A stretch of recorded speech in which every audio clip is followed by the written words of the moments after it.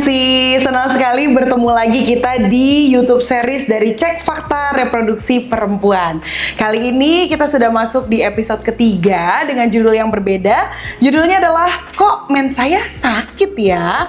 Nah, mungkin ada yang punya pengalaman yang sama, nanti boleh ya sambil cerita-cerita juga, sambil kasih feedbacknya lewat Instagram dari @rs.imc. Tapi sebelumnya saya perkenalkan kembali dokter yang akan ngobrol-ngobrol bersama saya di sini adalah Dr. Caroline Tirtayasa SPOGK, seorang dokter spesialis kebidanan dan juga kandungan konsultan. Subspesialisnya adalah fertility dan juga hormon reproduksi. Beliau juga merupakan ahli bedah laparoskopi dari Rumah Sakit IMC Pulau Mas. Halo dokter. Halo Fi. Ketemu lagi kita nih ya. Iya. Oke dok, mungkin tadi sempat ada judulnya tentang mens yang sakit. Tapi sebelumnya aku mungkin boleh bacakan dulu ada DM yang masuk ke Instagramnya @rs.imc ya. Ada dari Bapak Gilbert. Nah, ini unik nih, ada bapak-bapak ya yang juga ikutan DM di sini.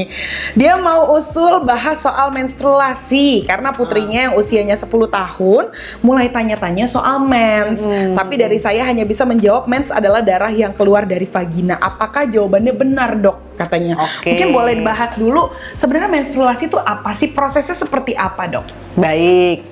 Jadi awam selalu berpikir menstruasi itu adalah darah kotor yang harus dikeluarkan tiap bulan. Nah, itu tidak betul.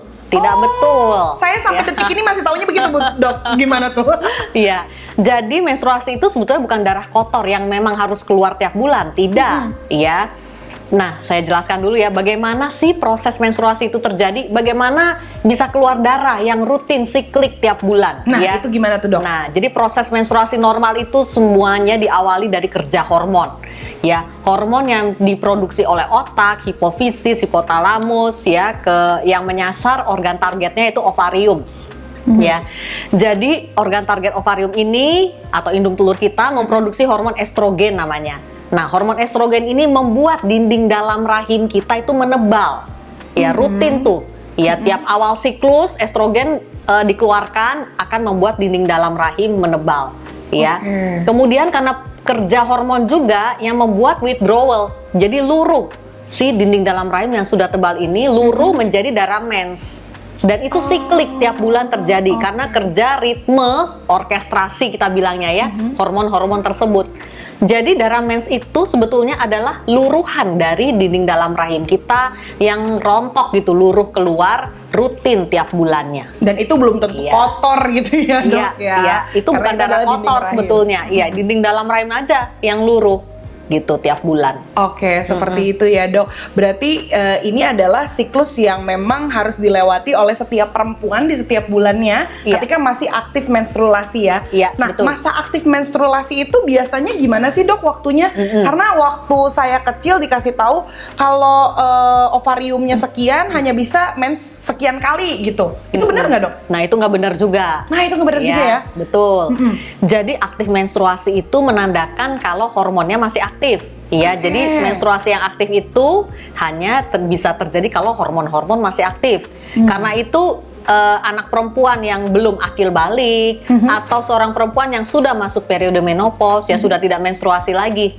Ya, di saat hormon sudah mulai berkurang, misalnya pada kondisi pramenopause, jadi menjelang menopause, itu kan mensnya normalnya sudah 2 atau 3 bulan sekali, dan makin sedikit itu normalnya jumlahnya seperti itu. Jadi ditentukan oleh hormon-hormon kita sendiri tuh, aktif atau tidak menstruasi. Oke, tapi kan menstruasi ini ditandakan dengan keluarnya darah nih, Dok. Apakah ada kemungkinan pendarahan yang berbarengan dengan menstruasi? Iya, jadi menstruasi itu normalnya tidak lebih dari 7 hari ya harusnya. Dan siklusnya antara 28 sampai 35 hari. Ya, siklus mens itu dihitung dari hari pertama mens bulan ini ke hari pertama mens bulan berikutnya, bukan tanggalnya ya. Bukan tanggalnya. Iya, jadi H1 mens bulan ini ke H1 mens bulan berikutnya.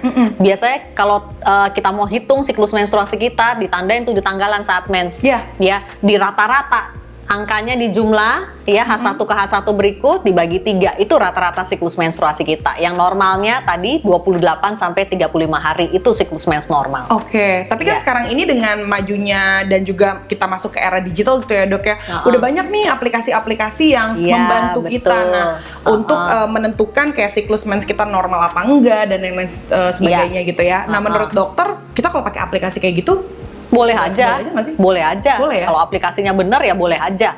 Oke. Ya. Tapi kalau mau yang lebih simpel ya itu juga boleh dipakai. Dihitung ya. Iya. Sudah ada pakemnya dari dulu nih hitungannya. Betul. Dan mens normal itu juga tidak lebih dari 80 cc per hari per 24 jam. Iya. Kalau saya bilangnya tidak lebih dari 3 sampai 4 pembalut penuh per hari. Iya, 4 pembalut aja sudah termasuk banyak tuh. Kalau lebih dari 4 apalagi. Ya, penuh dalam 24 jam itu sudah termasuk banyak.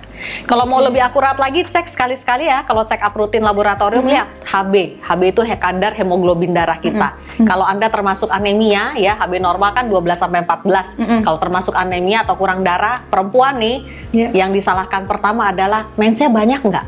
Nah, kalau mens banyak itu problem tersendiri lagi tuh, penyakit-penyakit organ reproduksi yang berkorelasi dengan mens banyak itu ada tersendiri. Jadi bukan berarti kalau misalnya mensnya keluarnya banyak kita jadi anemia gitu, enggak ya dok ya? Ya kalau banyaknya berlebih kita jadi anemia memang. Kayak ada kaitannya Betul. juga ya. Jadi maksud saya anemia pada seorang perempuan yang harus ditanyakan pertama adalah mensnya banyak atau tidak. Itu yang harusnya ditanyakan. Ya. Tapi tadi dokter sempat menyinggung soal mens yang normal, mens normal seperti ini. Nah, itu apa aja kriteria untuk mens normal? Itu tadi. Jadi mens normal itu siklusnya antara 28 sampai 35 hari dan jumlah darahnya tidak lebih banyak dari 80 cc per hari. Ya lamanya biasanya antara sekitar 5 sampai 7 hari. Tapi 2 hari aja juga sudah cukup kita bilang mens normal. Iya. Seperti itu ya. Dan satu hal lagi, tidak disertai rasa nyeri yang hebat. Nah, ngomong-ngomong soal nyeri, ini ada yang tanya juga nih. Ada Steffi mau tanya, sejak umur 18 tahun setiap bulan mens aku itu ngerasa sakit, wajar nggak dok? Nah, itu termasuk yang normal atau tidak tuh? Nah, jadi begini, mens itu normalnya memang disertai sedikit rasa kram. Ya, kram, nyeri yang enteng sebetulnya. Nah, enteng enggaknya biasanya kita pakai patokan mensnya tidak perlu obat anti nyeri ya. Jadi nggak setiap bulan itu mesti minum obat anti nyeri dan masih bisa beraktivitas. Nggak mengganggu banget gitu ya. Betul. Kalau nyeri mens itu sampai mengganggu aktivitas sehari-hari berarti tidak normal. Ya. Atau tiap kali mens mesti minum obat anti nyeri, itu juga nyerinya tidak normal. Berarti nyerinya sudah hebat, bukan nyeri yang normalnya menstruasi. Iya, nah itu harus diwaspadai penyakit-penyakit seperti endometriosis contohnya yang menyebabkan nyeri mens yang hebat. Itu dicek ke dokter kandungan, kita bisa tahu nanti adakah endometriosis atau tidak. Iya. Iya. Jadi mens nyeri itu pertanyaan berikut nih, mens nyeri itu kenapa sih kalau mens itu sakit? Iya. Karena saat luruh dinding dalam rahim kita itu disertai pelepasan zat-zat prostaglandin namanya. Prostaglandin itu baru tahu dan baru dengar. Adalah zat proinflamatori. Jadi yang menimbulkan reaksi radang. Ya, tentunya itu menimbulkan rasa nyeri, ya. Ya kalau nyerinya hebat kita harus berikan obat-obat anti nyeri. Tapi yang lebih penting di atas itu harus cari tahu dulu dong penyebabnya. Kenapa kok mensnya sakit banget gitu? Nggak wajar kan tiap kali mens nggak masuk sekolah. Tiap kali mens bolos kerja, nggak bisa kerja. Bangun dari tempat tidur aja susah, mesti bungkuk-bungkuk begini kadang-kadang. Ya, nah itu harus dicari tahu kenapa bisa seperti itu. Jadi tingkatan rasa sakit kan mungkin setiap orang berbeda-beda ya dok ya. Ada yang bisa menahan rasa sakit nih seperti aku. Rasa sakit hati aja ditahan dok. Tapi ada juga yang mungkin lemah banget nih sama rasa sakit. Tapi ketika memang sudah mengganggu aktivitas sehari-hari, itu adalah belnya ya dok. Harus segera ke dokter karena itu pasti ada sesuatu yang ganjal ya. Iya, betul.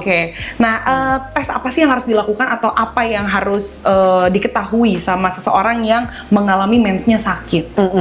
Jadi yang pertama datanglah ke dokter kandungan, itu yang paling simple. Datang aja, nanti dokternya ngerti dia harus periksa apa. Ya biasanya akan dicari tanda-tanda ke arah penyakit endometriosis misalnya. Ya itu bisa dilihat dari gejalanya yang terjadi apa. Kemudian juga kita lakukan biasa pemeriksaan USG untuk lihat adakah kista ya, atau adenomiosis yang sudah tumbuh di otot rahim. Ya, penyakit endometriosis itu penyakit yang sangat merusak organ reproduksi. Dia bisa tumbuh dimanapun sebetulnya, tetapi terutama yang menjadi organ targetnya adalah organ reproduksi. Ya, endometriosis yang tumbuh di indung telur namanya kista endometriosis atau kista coklat, dan endometriosis yang tumbuh di otot rahim namanya adenomyosis. Ya, dua-duanya menimbulkan rasa nyeri yang hebat saat mens. Oke, nah endometriosis itu bentuknya tuh kayak apa sih dok? Atau dia virus kah, bakteri kah, atau kayak semacam benalu? Kalau Atau gimana? teori endometriosis tuh kita bisa kuliah seharian ini.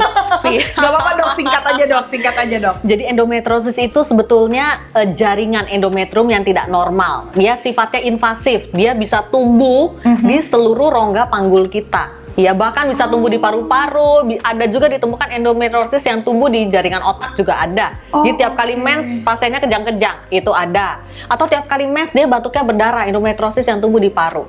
Tetapi yang paling banyak diserang adalah organ reproduksi, ya.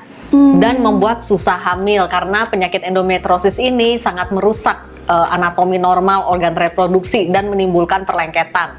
Asal tahu aja, pada keseluruhan pasien-pasien yang datang ke poliklinik dengan problem susah hamil, 30% di antara mereka ternyata menderita endometriosis. Dan masalah lain pada endometriosis ya, kadang-kadang sulit untuk mendeteksi endometriosis stadium 1-2 ya, dengan USG bahkan MRI sekalipun CT scan tidak ada yang bisa melihatnya. Karena pada tahap awal endometriosis stadium 1-2 itu hanya berupa bercak-bercak plak yang tumbuh di rongga panggul kita, dan itu tidak terlihat ya. Nah, mau lihat gambarnya, cek Instagram saya deh. Saya muat banyak tuh tentang endometriosis stadium 1-2 yang saya temukan saat operasi-operasi saya, biasanya saat laparoskopi ya. Kita lihat tuh, laparoskopi angkat miom, ternyata ada juga nih endometriosisnya. Biasanya kan pasien-pasien saya kan dengan problem susah hamil dan misalnya punya miom ya atau kista, kita lihat ternyata bercak endometriosis stadium 1-2-nya banyak.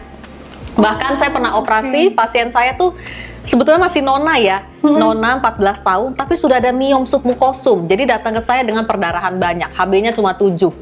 Iya, saat di USG transrektal dari lubang dubur kelihatan tuh ada miom 4 cm. Nah, waktu itu belum ketahuan ya, dia punya endometriosis stadium 1-2 tidak, meskipun sudah ada keluhan nyeri haid yang hebat memang. Nah, saat laparoskopi, saat kita angkat miom, kelihatan tuh bercak-bercak endometriosisnya. Kalau kamera laparoskopi kan kita bisa melihat dengan resolusi yang tinggi dan sangat jelas ya. Dan itu biasanya menempati area di bawah rahim, bagian kolongnya rahim ibaratnya, yang tidak terlihat kalau operasi yang biasa, yang black biasa. Jadi saat laparoskopi kita bisa masuk ke kolong rahim, kelihatan tuh bercak-bercak endometriosisnya, dan kita bisa langsung eksisi ya bercak endometriosisnya. Setelah itu terapi obat-obatan dulu, menunggu sampai nanti organ reproduksinya mau dipakai dong untuk hamil dan melahirkan. Iya, betul. Usianya kan masih dini banget nih, 14 tahun. 14 tahun Iya, ya. memang. Oke, jadi penyakit ini secara fisiknya terlihatnya bercak gitu ya dok ya? Iya, berupa bercak endometriosis plak kita bilangnya. Oke, Ya, dan bentuknya ya bisa warnanya merah atau keabu-abuan atau hitam ya. Itu menunjukkan tingkat keaktifannya juga. Oke, nah penyakit ini tuh ngaruh sama kelancaran mens juga nggak sih dok? Apakah yang punya penyakit ini sudah pasti mensnya tidak lancar gitu? Oh, kalau urusan mens sih lancar pasti, cuma sakit gitu. Jadi endometriosis ini tidak mengubah kelancaran mens, tapi nyerinya itu. Jadi gejalanya itu khas banget, nyeri saat mens. Makanya ya para ibu ya, orang tua ya, kalau anaknya mulai nih, anak perempuan nih umur 13 tahun, umur 11 tahun gitu ya, sudah mens, itu harus ditanya tuh, gimana menstruasimu? Ya, keluarnya bagaimana? Apakah setiap bulan atau sudah berapa bulan tidak mens? Dan yang lebih penting lagi, sakit apa enggak? Nah, itu Ya, juga penting. atau jumlahnya ternyata ya. banjir banyak atau tidak? Ya, yang harus dibawa ke dokter kandungan adalah jika mensnya sakit banget, anaknya sampai nggak bisa sekolah tuh ya, dan nyerinya itu sangat mengganggu aktivitas yang lain-lainnya juga, nggak bisa olahraga, nggak bisa ikut pelajaran olahraga, ya, dan mens yang banyak itu juga, ya, banjir gitu. Ya, tiba-tiba anaknya, kalau anaknya sendiri nggak pernah ngomong, orang tuanya nggak pernah nanya, udah kelihatan pucet tuh biasanya anaknya. Baru orang tuanya ngeh biasanya, kok anak saya lebih pucet ya dari biasanya ya, lebih lemas gitu. Nah, itu harus curiga tuh. Ya, tapi lebih bagus ya kita cegah sebelum dia kekurangan darah banyak dong. Jadi tiap bulan kalau dia hamil ditanya, darahnya normal nggak? gitu. Oke, tapi Iya. ini aku setuju banget sih ya, sebagai orang tua kita juga harus concern terhadap anak perempuan. Karena kalau saya sendiri nih dok ya, waktu kecil kayaknya nggak pernah ditanya gitu sama ibu atau bapak sendiri bagaimana siklus mensnya, ada sakit atau enggak. Karena Iya. mama saya justru ngerasa yang kayak ya emang kalau sakit mah biasa kalau mens Iya. gitu ya. Iya. Tapi ternyata ada batasan sakit dalam mens yang boleh ditolerir dan ada yang harus sudah butuh pertolongan lebih lanjut. Betul. Seperti itu ya dok ya. Nah kalau untuk nyeri mens sendiri, ada penyakit lain nggak selain penyakit ini dok? Terutama penyakit ini yang menyebabkan nyeri mens ya. Penyakit lain sangat jarang ya, infeksi-infeksi kadang-kadang juga bisa, tapi pengobatannya lebih mudah.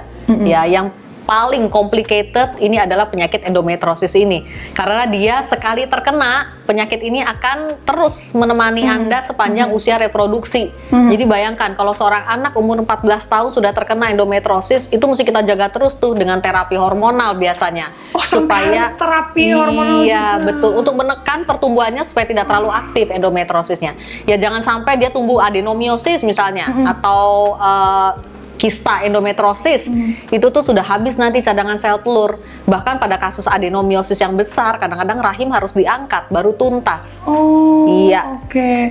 Dan ketika mungkin sudah diobati atau sudah diangkat gitu ya, sudah diatasi, itu masih ada kemungkinan akan muncul lagi nggak ya dok? Oh iya, pasti akan muncul. Selama hormonmu aktif, dia akan terus muncul. Karena itu endometriosis ini disebut penyakit sepanjang usia reproduksi dan angka kekambuhannya sangat tinggi.